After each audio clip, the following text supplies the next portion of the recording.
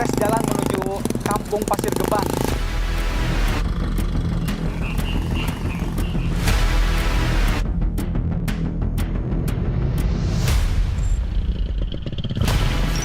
Panen banyak seur kendaraan anu nyandak pare ya sebetul Pak sampai luntut boro-boro urang nyandak kendaraan jalan kaki ge ripuh.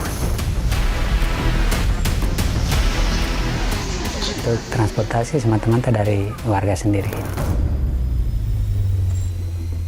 Kita sebetulnya mengalami krisis angkutan umum. Antara pembangunan infrastruktur dengan layanan transportasi itu harus beriringan.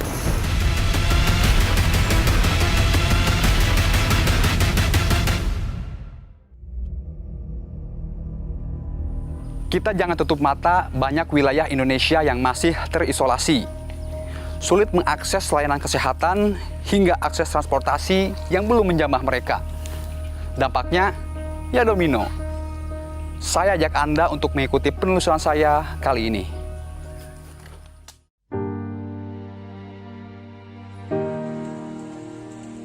Ini cerita tentang nestapa masyarakat penghuni daerah terisolasi. Mereka mendamba sentuhan negara.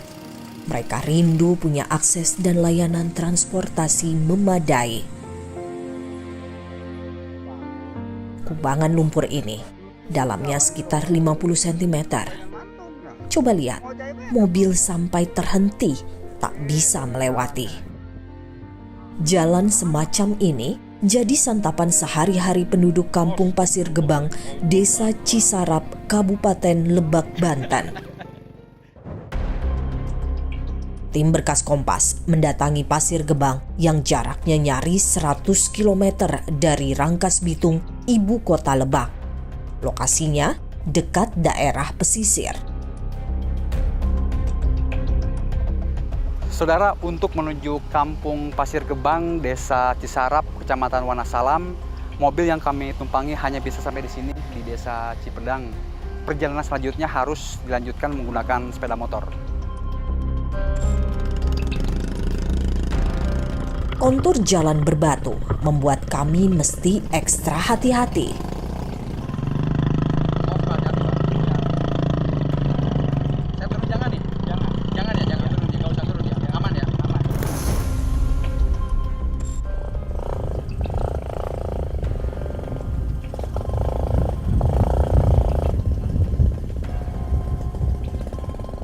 Saudara, bisa Anda saksikan beginilah akses jalan menuju Kampung Pasir Gebang.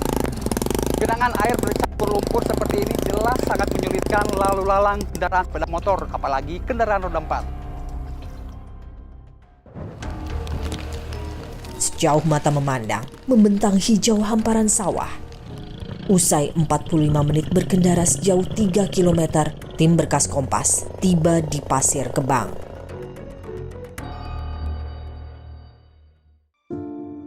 Muhammad Sarja, warga asli Pasir Gebang. Dia lahir dan besar di kampung berpenduduk sekitar 250 kakak ini. Sarja melakoni pekerjaan petani. Mau tak mau, setiap hari Sarja mesti melewati jalanan rusak berlumpur di sana-sini. Lelaki 42 tahun itu bilang, kondisi ini dialaminya sejak ia sekolah dasar. Sangat sedih Paknya, karena ningali di daerah Batur semakin hari semakin maju. Upami musim kemarau nyandak motor mungkin lancar karena jalan garing, jalan tanah. Tapi ketika musim hujan, ya iya jalan seperti itu masih rada leuheung. Tapi ketika musim panen, banyak seur kendaraan anu nyandak pare, ya sebetul Pak. Lumpurnya sampai lutut. Sampai lutut. Boro-boro urang nyandak kendaraan jalan kaki ge ripuh itu Pak. Sarja mengolah lahan seluas 3 hektar. Tiap panen, sawahnya menghasilkan rata 15 ton gabah. Kala masa panen tiba, mestinya jadi kabar menggembirakan bagi para petani. Ironinya, ini tak berlaku bagi Sarja. Kondisi jalan yang sulit dilalui kendaraan roda 4 bikin ongkos jasa angkut gabah meroket. Biaya pengeluaran kangge modal tanam. Ketika kami di ical, hampir teka tutup. Si biaya itu tadi, kunahan ku akses tina jalan gitu. Ongkos angkutna sangat melambung gitu Pak. Hampir setara sareng harga gabah. Gabah hasil panen biasanya dijual ke tengkulak di desa tetangga yang berjarak 3 km. Sarja mesti mengeluarkan biaya Rp90.000 untuk setiap 1 kuintal gabah yang diangkut ojek motor. Padahal jika akses jalan mulus dan bisa dilalui kendaraan roda 4, ongkos jasa angkut jadi jauh lebih murah, Rp20.000 saja per kuintal. Biaya angkut kalau digabung 13 jutaan itu. Di hasil panen 15 ton. Akses jalan buruk di Pasir Gebang juga bikin warga sulit menjangkau layanan kesehatan. Wati punya pengalaman getir saat melahirkan anak kembarnya Maret 2019 silam. Ketika itu saat mendekati persalinan, Wati butuh moda transportasi roda 4 untuk mengangkutnya ke rumah sakit. Tapi angannya bak menjaring angin sia-sia sebab kondisi jalan tak bisa dilalui mobil. Satu-satunya cara adalah ditandu memakai kain dan bambu. Wati digotong sejauh 2 km. Di ujung jalan yang bisa dilalui mobil, ia diangkut ambulans ke rumah sakit di Rangkas Bitung.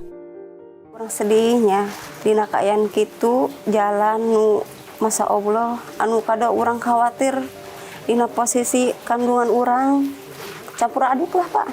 Pikiran eta ka mana-mana wae. Orang hamil kan sekuduna mikirin proses melahirkan bae. Ieu mah ka mana mikirin jalan nomor 1. Mirisnya di kampung ini bukan cuma Wati yang mengalaminya. Setiap nu arek ka rumah sakit mah sadayana gede gitu.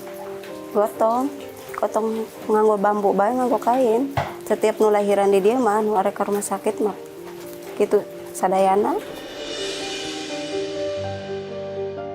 Rumah sakit terdekat ada di Malingping, berjarak sekitar 37 km.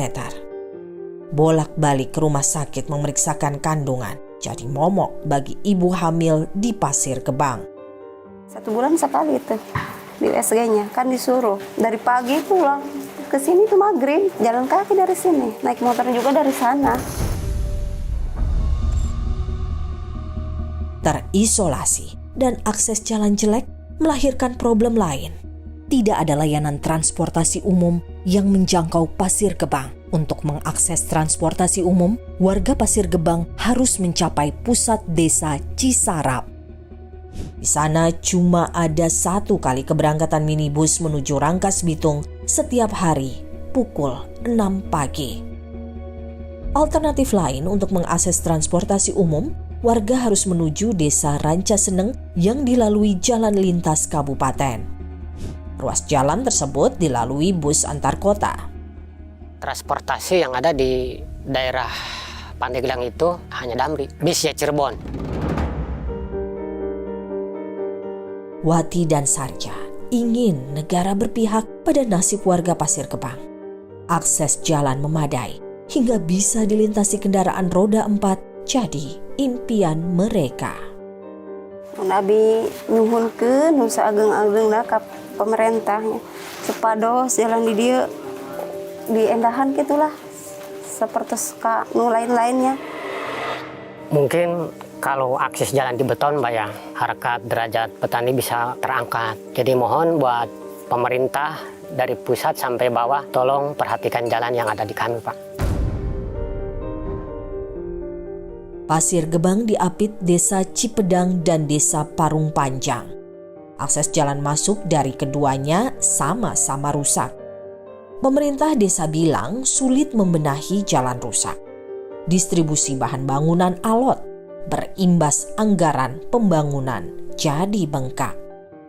Kendala akses yang sangat sulit dilalui karena dari sebelah selatan kan tidak masuk mobil besar mobil dan truk lah. Dari sebelah utara juga sama, gitu. Sama karena harus melewati Kabupaten Pandeglang. Mau masuk itu mau ngirim bahan gimana ya, itu kendalanya aksesnya. Kepala desa bilang sejak 2017 pihaknya sudah mengetuk pintu Pemda Lebak agar turun tangan membereskan akses jalan di wilayahnya. Kami semua kepala desa sudah berusaha, sudah berupaya, tapi sampai saat ini belum ada jawaban dari dinas terkait. Kampung Basira, Desa Pati Sirawalang, Kabupaten Flores Timur, NTT bernasib serupa. Puluhan tahun tak terjangkau akses dan layanan transportasi. Mereka terisolasi. Tak semua daerah di NTT tersentuh kemajuan. Kampung Basira, Desa Pati Sirawalang, di paling ujung Kabupaten Flores Timur, contohnya. Tunas bangsa yang tinggal di Kampung Basira mesti berpeluh keringat menuju desa tetangga agar bisa sekolah di SMPN 2 Tanjung Bunga. Karena akses jalan rusak dan nihil layanan transportasi, mereka terpaksa jalan kaki sejauh 5 km. Terisolasi jelas memukul perekonomian mereka yang menggantung hidup pada hasil alam. Keuntungan panen tak maksimal sebab sulit dijual ke kota yang jaraknya 31 km. Tadi Mente, Kemiri maupun Kopra, yang sebenarnya harganya itu kalau kami bawa langsung ke Larantuka mungkin harganya lebih di atas ketimbang di sini. Undang-undang mengamanatkan negara menyediakan layanan transportasi bagi warganya, mulai dari rute antar kota, antar provinsi, antar kota dalam provinsi, dan dalam wilayah kabupaten atau kota. Tak meratanya layanan transportasi ke pelosok negeri, karena negara masih menjadikan Pulau Jawa basis pembangunan. Kebanyakan yang merumuskan, yang membuat kebijakan tinggal di Jawa, berasal dari Jawa, maka cara pandangnya hanya di Jawa. Dan kebetulan Jawa jumlah penduduknya besar, sehingga selalu menjadi dasar pertimbangan untuk mengambil keputusan. Pemerintah menampik tudingan pembangunan layanan transportasi berorientasi Jawa sentris. Menhub mengaku pemerintah pusat belum bisa menghadirkan layanan yang mengoneksikan antar wilayah secara merata. Kami dengan anggaran 33 triliun itu seluruh Indonesia. DKI anggarannya 80 triliun. Jawa Barat 40 triliun. Jawa Timur banyak. Kaltim itu 25 triliun. Nah ini masih minta kita yang membangun. Selain membuka keterisolasian, layanan angkutan publik yang memadai jadi kunci menggeliatkan roda ekonomi. Sejak 2014, Kementerian Perhubungan memang menggenjot pembangunan transportasi di bandara, pelabuhan, dan kereta api. Anggaran subsidi angkutan perintis dan Public Service Obligation atau PSO alias kewajiban pelayanan publik juga naik 3,1 triliun rupiah. Menhub mengklaim ini jadi salah satu akselerasi agar layanan transportasi bisa menjamah daerah 3TP, tertinggal, terdepan, terluar, dan perbatasan. Ada yang udara, ada yang laut, ya, sama darat gitu ya. Polanya lain-lain gitu ya. Kalau bandara, kalau udara pasti bandara. Bandara diikuti dengan aksesibilitas, ya. Lalu kalau laut kita bangun pelabuhan-pelabuhan di banyak tempat gitu ya. Diikuti dengan tol laut, diikuti dengan perintis, diikuti dengan hal-hal yang bisa mengakses tempat-tempat yang jauh. Menhub bilang agar layanan transportasi merata di Indonesia, termasuk daerah terisolasi, sulit jika bebannya diletakkan pada Kemenhub saja. Jangan mengharapkan semuanya itu dari pusat. Kemandirian ini harus ada. Bahkan saya sampaikan, Pak, kalian itu nggak bisa lagi apa-apa hanya BUMD. Kalian harus bikin PPP sehingga swasta masuk. Anda dapat fee atau concession fee, lalu membiayakan itu. Jadi kita mesti gotong royong. Nggak mungkin pemerintah pusat melakukan. Jadi pemerintah dan swasta, pemerintah dan pemerintah daerah. Daerah terpelosok menanti disentuh layanan transportasi memadai. Sinergi pihak terkait mesti disegerakan agar bisa membuka keterisolasian wilayah terpencil dan mengikis jurang kesenjangan.